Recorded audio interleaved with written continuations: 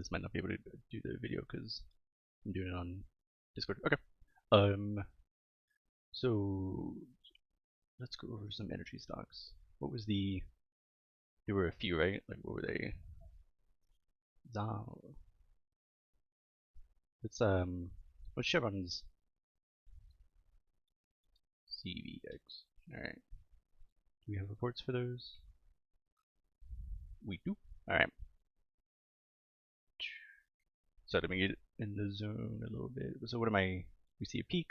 Honestly, this Vox is not terrible, but I actually don't care about this, right? Like we want to do an earnings specific. So let's like play with our new way of looking at earnings. So let's do. I already had XOM just to make sure it works. So let's pull that up.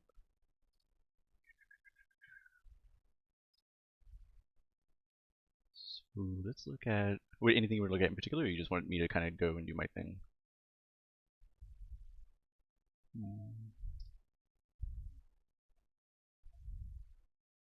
Yeah, no worries. All right, so let's look at what is this? Long puts and short calls. So what's that red dash line? It's still there. If my if the puppies become obnoxious, let me know. So this is the. Hold on a second.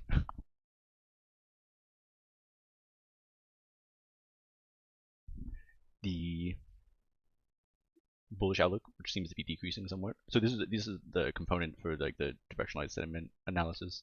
So it just plugs into that. Plugs into. Well, I have that both there, but let's just look at the analysis. So bearish, you can see the graphs, right? I also can't see any. There you go. Why is it so? I guess we have a month. So decreasing below 0, so that's bearish. The kind of starting since what, the middle, first start of the month. And really, when I see that, I just want to know, is that being followed up by anything? So let's get the change. Let's just do this graph. So this is the change. The blue line is the daily change in delta, and then like the salmon colored line is the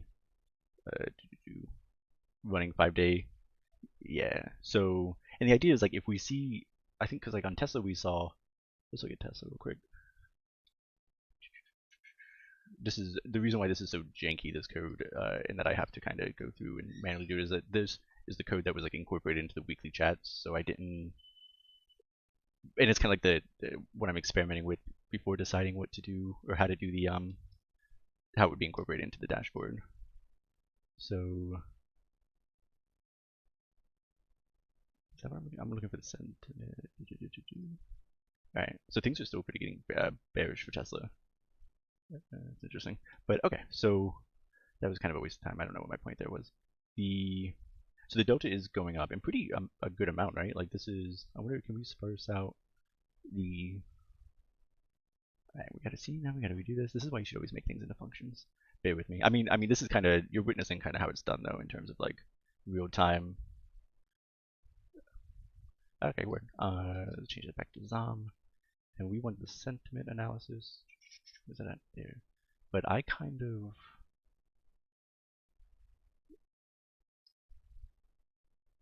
want that to be more granular. So we need to increase we want to like make dashes on every day, which is right here.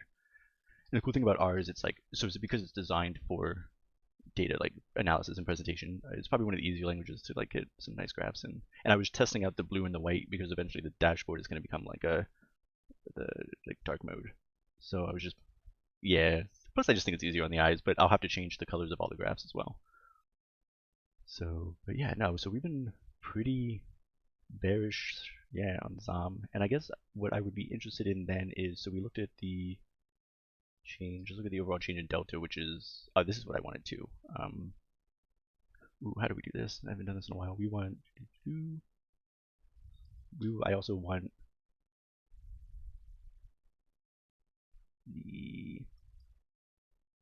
I want these lines to be smoother too. So let's do like negative. Let's start out negative 350. So we're going to sequence from negative 350 to the upper, which is about 250. We'll make it even, and then we want to increment that by, let's do 25. I'm just gonna, okay. And then, oops. So like we're sitting at a 50% average daily increase in delta. Let's make the 0 line. Let's add like, yeah. What do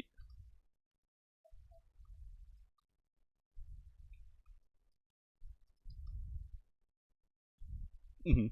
Which is what you would kind of expect too, right? Because so like if the sentiment, if like people are bearish, they're gonna take out short delta. They're gonna position themselves to profit if the stock falls. So you're gonna see an increase in the amount of dealer delta.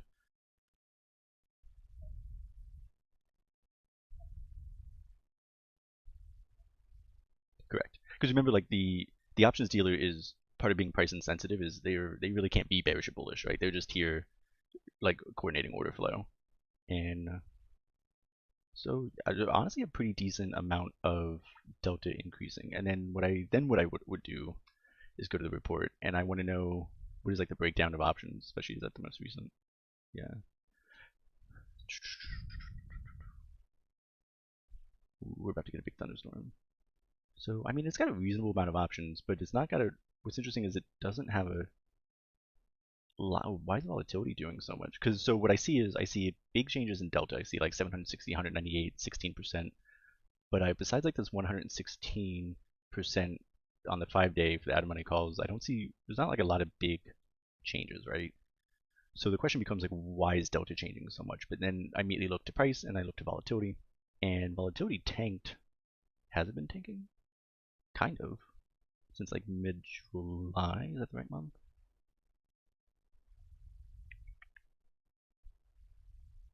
Almost the start, right? So I'm just, that's curious. In any case, so what's the heat map saying? Oof.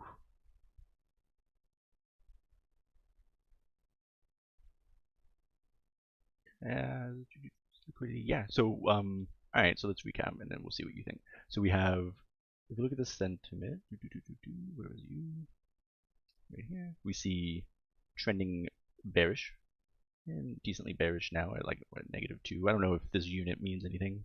Probably have to correlate that with something later. But -2, we can associate that with a change in delta. But what we can't really associate this change in delta with, at least right off the bat, is we can't really like pin this on any like one specific type of option. Because like when we were looking at what made kind of like Microsoft and Tesla, so what was Tesla's earnings? The 19th? Maybe? Does that sound about right? I have it here somewhere. Oops. 20th. Not bad. Because what made these so easy was there were these like very just heavy hitter like options amount changes. I think Netflix did. Netflix was on. We want to go to the 18th. And it was like, so you see these big changes and you see the change in delta and you know, it's like an easy step. It's an easy kind of assumption. And yeah, like 355, 249. I mean, these are like big changes, 178. But then we get to XOM and at, right, 116, which is, I guess, is still decently decent, right? Because that's 116 on average per day for the past 5 days. So that's like, I guess nothing to, I think our viewpoint lately with this type of market is skewed. Like I would almost venture, this table was one of the newer additions to the report, but I would venture like if we went back like 2 years, seeing these numbers would probably have blown our gaskets.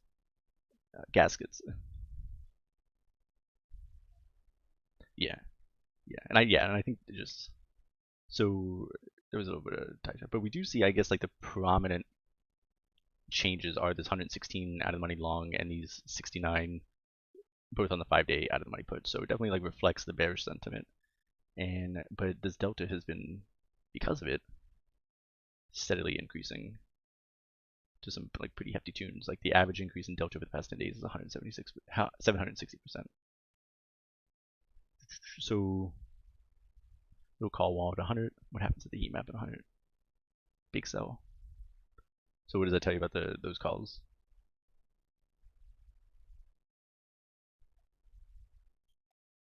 Out of the money. So we see like right at 100, we hit this huge sell wall. So what type of calls are those predominantly?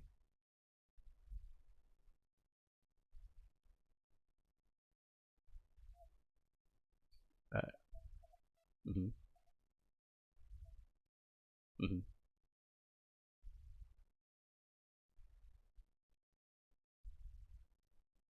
Yeah. So what type of delta provides, like, if the price goes up, what type of delta provides selling pressure? Like, why would the options dealers have to start selling pretty heavily at 100? What type of exposure do they have?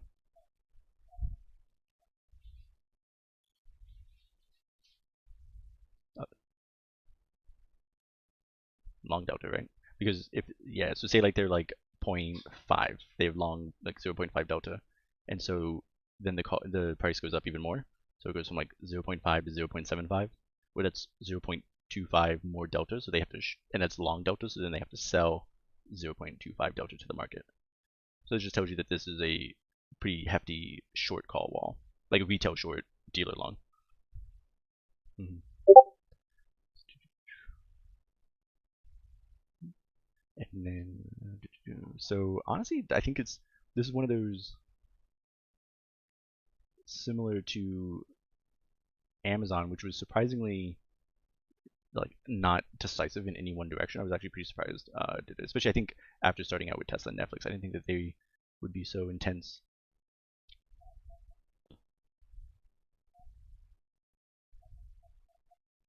Yeah, yeah, but in Zom kind of I think finds itself in a very similar sense where the it almost seems like no one wants to fully commit, uh, but at the same time, of the ones that are committing, they're taking a bullish stance, and it has pretty drastically increased the delta. Which I wonder what Zom's where does like Zom's heat map look at? Like, see, it's always funny. I don't think a lot of I want to say you guys, but like I don't think a lot of the members utilize the past reports a lot. But I'm always like digging through the past reports because like yeah,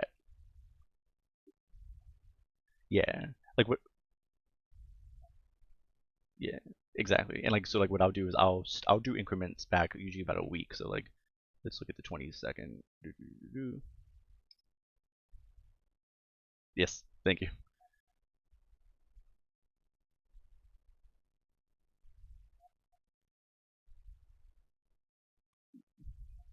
Big move, big move.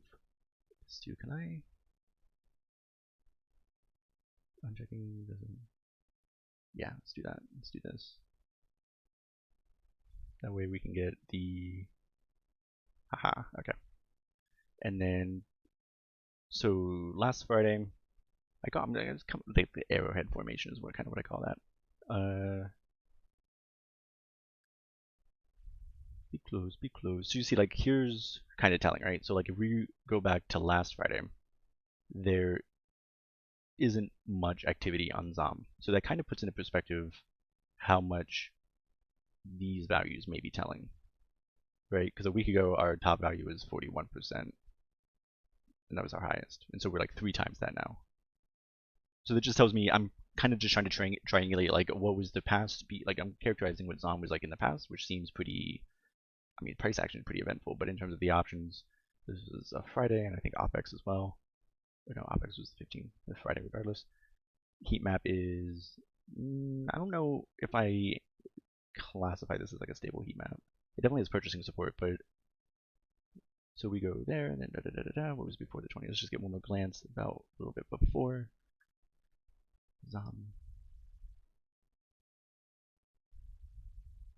Same. So that's curious. So like there's the same heat map formation. Does that have the same? What option layout is forming? And did it get disrupted? So what I'm looking at is I want to see. So you see that the heat map is the same like from the 15th to the 22nd, and what the price went from 84 to 87.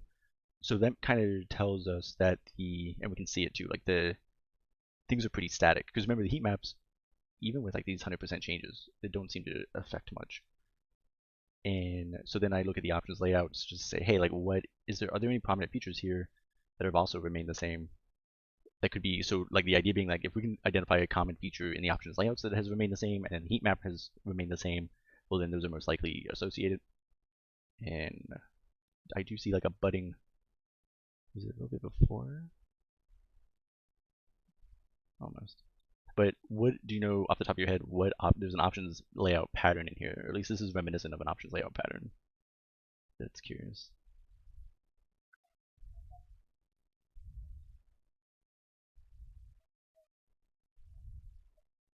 Hmm. Yeah, it could be. Other thing to note too is like notice that there's like a steady rise in calls. So that's curious. But what I'm really getting at is this guy, the bullhorn. So the bullhorn. So just a little bit, right? So we see that there's a at 100 and at 85. And because these two disrupt the pattern, right? Like we see steady increase, and then huge wall. And then this is kind of equal, but this should be like a nice bloop, little normal distribution, but we have like noise and then relatively big wall of calls. So, I mean, nothing really to take home about. Again, this is just kind of how I play. I kind of just pull threads and look around until I find something. But I think overall, I would say Zom, definitely there's positioning for downside, which I guess would be curious considering, I guess aren't people pretty bullish on, haven't the oil companies been like being,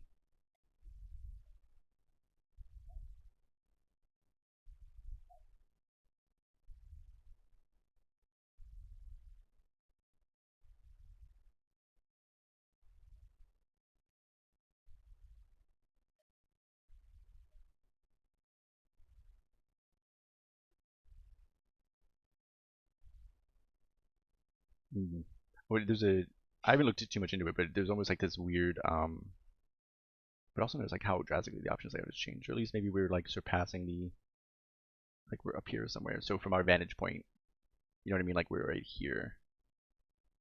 And so we see like the top half of the purchasing support, who knows.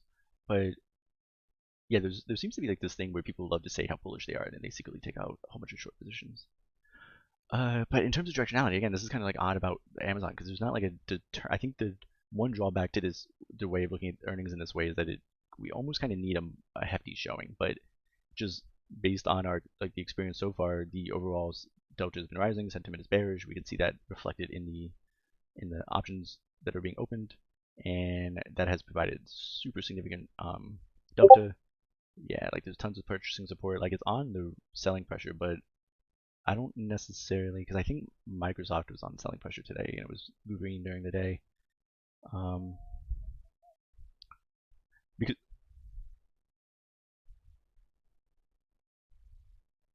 mm, yeah, well, remember the theory I have, and this is, I guess when this becomes like a more formalized thing, is that Microsoft had I waited to open my positions on Microsoft until what the fuck is this little um later in the day because so as the price appreciates, I'm assuming so you got to think of like the mindset. There's a little bit of psychology I think in it. Because I don't we don't want to get too deep into the weeds and like look at the strikes and like what strikes have been opening, what strikes have been closing. I don't think we necessarily always need to do that. If we see pretty hefty changes in the typical behavior, right? The and we can note that directly in these options and the option counts. So what's changed? Well, earnings is coming up. So tells me that the earnings is the recent catalyst for this sudden change of behavior. And so I asked myself, well, what type of positions do people take out to capture on earnings and their near dated near expiries? The near dated near expiries folk are here just for profits. So, and what I assume happened with Microsoft is when it opens above slightly, right? Everyone all of a sudden goes, shit, what if I'm wrong? And they start closing their short delta positions.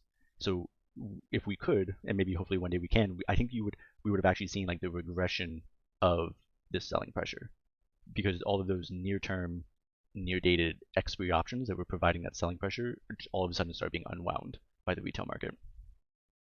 And what was Amazon's print aftermarket? Hey, good job, snaps.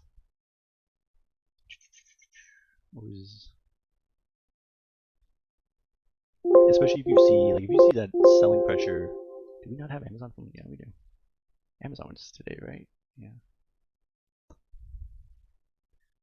Yeah, and so like we can literally see the regression, how the heat selling pressure regressed. Like it's like clustered now in this corner, whereas on the 27th it was just a giant block of selling. And that giant block of selling, this options layout is like irking my soul. But again, hey, what's up?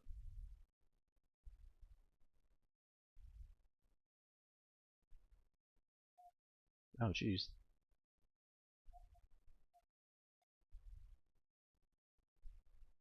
For what in here? These? This is all of them, but it's all of them. Mhm. The Yeah, but the way that the delta is calculated and the gamma is so you'll capture only the ones that are significant in the delta and the heat maps, right? Like the calls up here at 5490 have little to no bearing on the hedging that's going on. So they won't be included in the hedging requirement. They probably won't be included in the ways the delta is changing. They won't be included in the hedging heat map. They won't be included in the hedging matrix hedging heat map. Yeah, so anything that has to do with like how options can affect the stock's price, those that far out of the money aren't really going to do anything, but they're still tagged as they come in. If that tracks.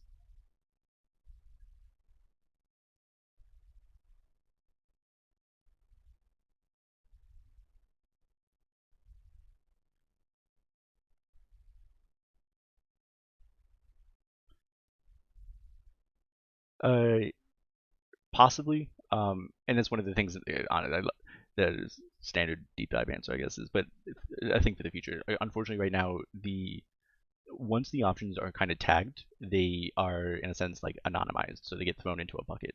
Um, and it just waits. The program will wait to see like it'll see like a 5490 call go out, and then it does its stuff, figures out if it's long or short, and then it goes into the bucket. It says, all right, I need a 5490 call that was most likely long, and it just takes it out.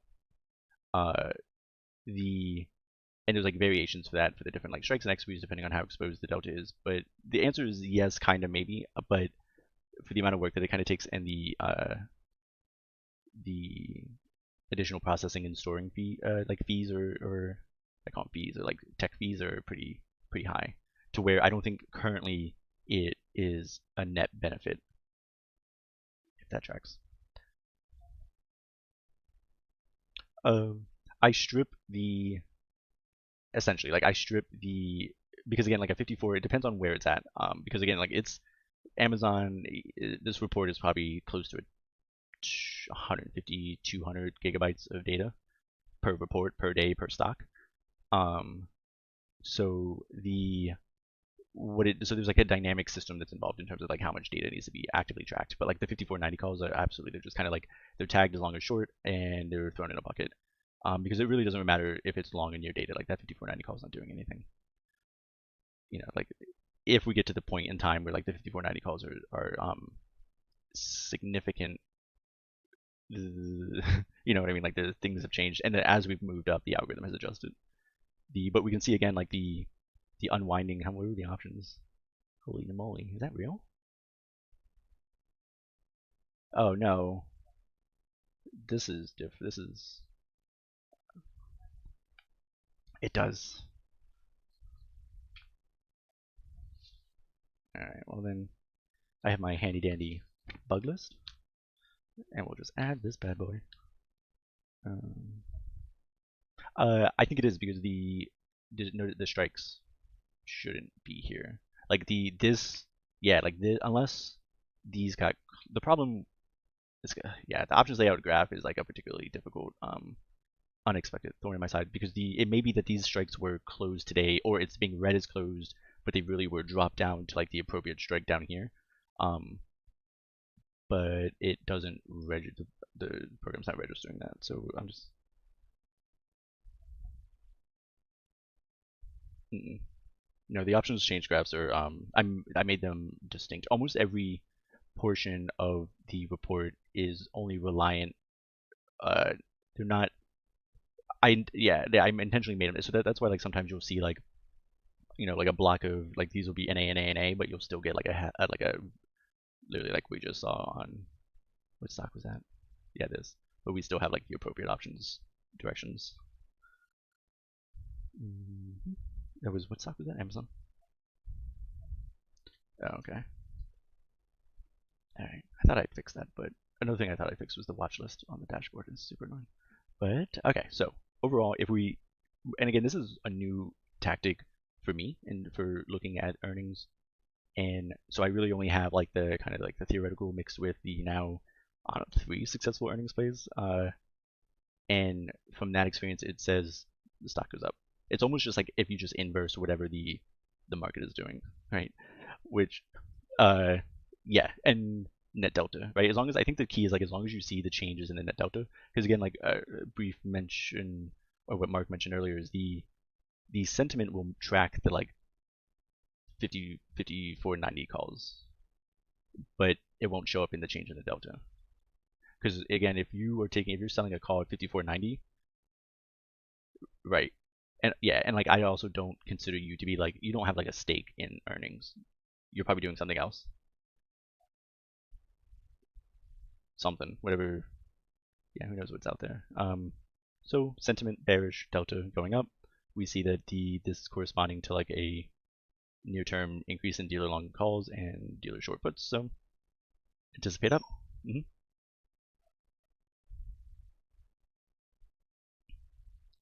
Well, if the yeah, like if the bearish sentiment is affecting like the options that are being taken out, so right, so yeah, it'll be bearish. It'd be kind of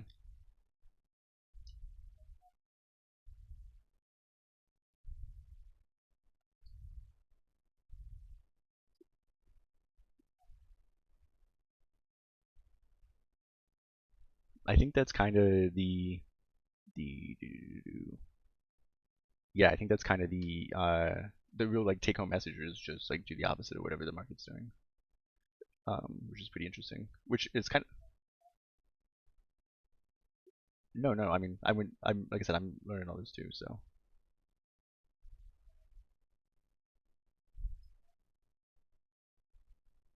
hopefully. So,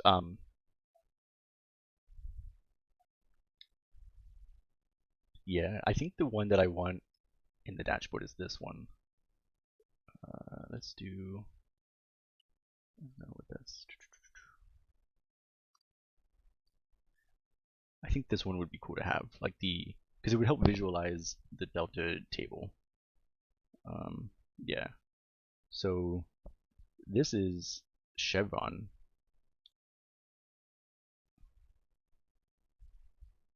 Red line's positive. Okay.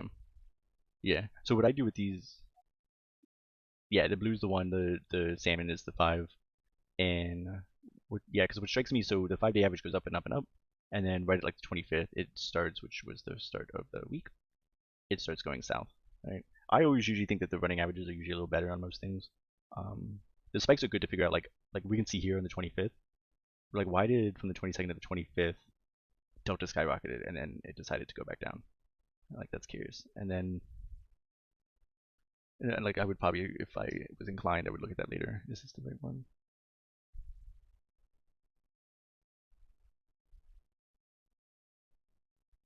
No. What are we looking at? Chevron.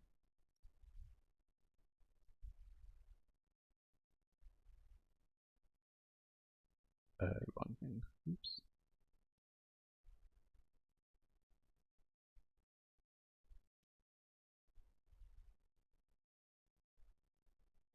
Honestly, pretty unchanged. So people have been pretty. Sentiment is pretty neutral on Chevron, which isn't helpful to us. I don't have the so this the reason why I can't just like throw these on the reports is it takes a whole another batch of data processing, which was I was doing before 8:30 today for I was only able to get XOM and CVX done. And possibly bearish. This one's pretty tricky. Chevron.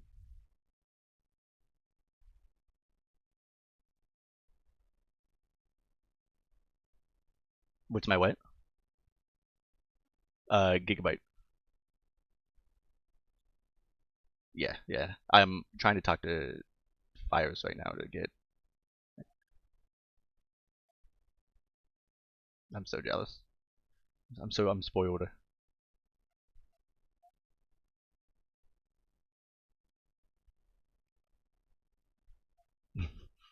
Give me some.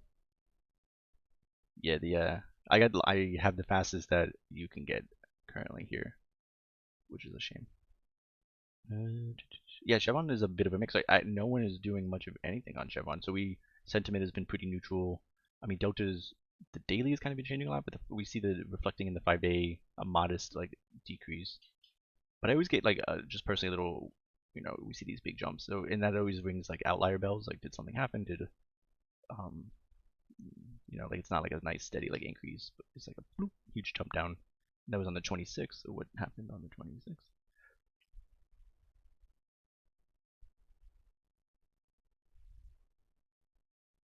Oh, they do.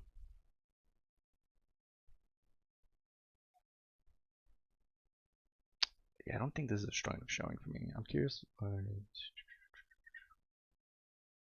So on the 25th, why am I looking at the 26th?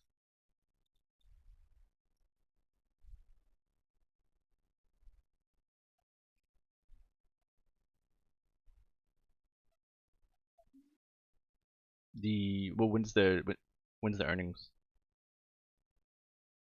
Yeah, yeah, but what time? Because you can start trading shares at like 8 a.m. So like if you can short or just go long, if you really wanted to get into a position, I'd probably just take 2 shares.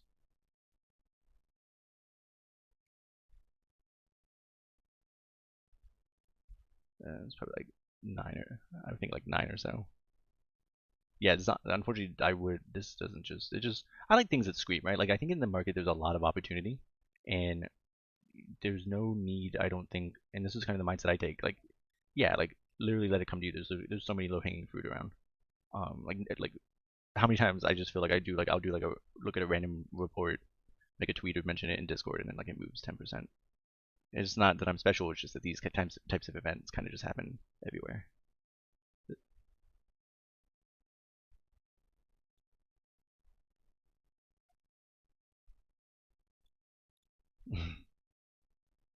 Yeah.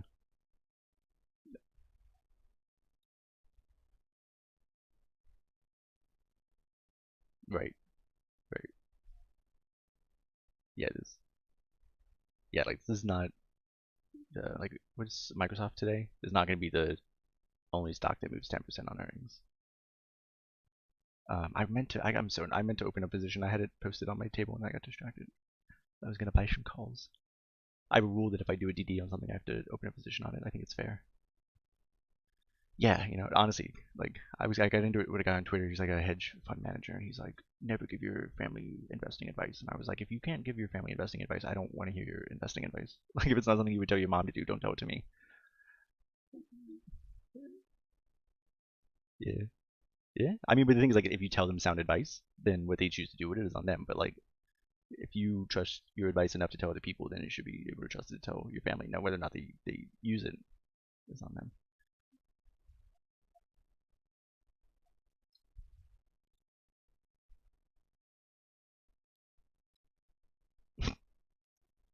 Right? Classic.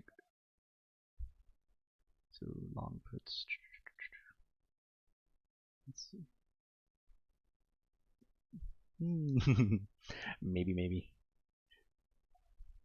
I do. I feel like I actually feel like someone messaged me and was like on Twitter. They're like, if you weren't so cryptic, you'd have a lot more followers. And I was like, I don't know how much less cryptic I can be. And then I appreciate it. Like I want to share, but like also I think it helps kind of filter out or whatnot. But like you kind of need to know some like there's some backstory to like getting my tweets, and if you can get to that backstory, I think the tweet kind of become a lot more powerful, and like those are the people that the tweets are for. Yeah, yeah. So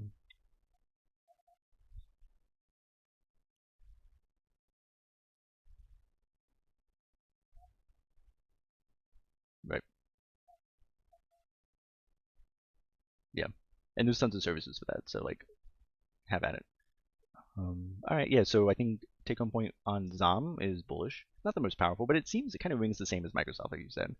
And then, but CVX almost just seems like no one's interested. I mean,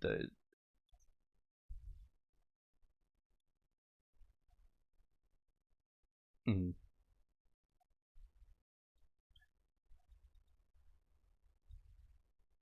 yeah, yeah. But I also noticed like even with like comparatively to the rest of the market, both are pretty don't got a lot of movement, right? But we can see that even relatively to those stocks, like the movement is minimal. Like these, I guess 100. When was this? The 26th. We opened up a whole bunch of short calls. I think that tracks over here. Modest bullish, I guess. Sure. It seems to track. It has good purchasing support on the hedging heat map. The tons of delta has been added. The market has bearish outlooks. So yeah, why not? Right? Imagine, and then like imagine if I'm like extreme bullish, it goes up like 2%.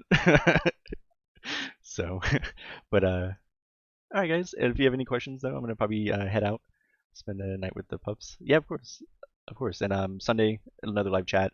I think we're just going over some report components. So if you have any questions or whatnot, feel free to stop by and ask questions. And I think you guys know by now I'm usually around. Don't hesitate to drop a question, comment, or anything. Cool. All right, guys. Yeah. See ya. You too. Bye.